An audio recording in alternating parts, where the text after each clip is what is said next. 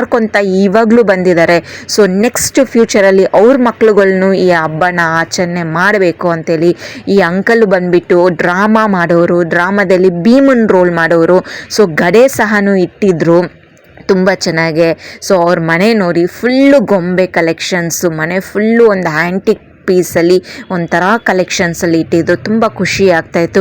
ಒಳಗಡೆ ಸ್ಟಾರ್ಟಿಂಗ್ ಬಂದಿದ್ದ ತಕ್ಷಣ ನನಗೆ ಯಾವುದೋ ಒಂದು ಶಾಪಿಗೆ ಬಂದಿದ್ದೀನಿ, ಆ ಶಾಪಲ್ಲೂ ಇಷ್ಟು ಗೊಂಬೆಗಳು ಇಟ್ಟಿರ್ತಾರಾ ಅನ್ನೋ ಒಂಥರ ಸರ್ಪ್ರೈಸ್ ಆಯಿತು ನನಗೆ.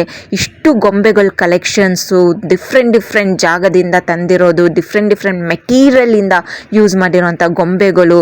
ಮತ್ತು ಇವರು ಡಾಕ್ಟರ್ ಪುನೀತ್ ರಾಜ್ಕುಮಾರ್ ಅವರ ದೊಡ್ಡ ಅಭಿಮಾನಿ. ಅವ್ರ ಶರ್ಟ್ ಮೇಲೆ ಯಾವಾಗೂ ಒಂದು ಮ್ಯಾಗ್ನೆಟಿಕ್ ಹಾಕಿರ್ತಾರೆ ಅವ್ರ ಟ್ಯಾಗು, ಪುನೀತ್ ರಾಜ್ಕುಮಾರ್ ಅವ್ರದ್ದು ಒಂದು ಬ್ಯಾಜ್ ಹಾಕಿರ್ತಾರೆ ಯಾವಾಗ್ಲೂ. ಅಷ್ಟೊಂದು ಒಂದು ಕ್ರೇಜು ಡಾಕ್ಟರ್ ರಾಜ್ಕುಮಾರ್.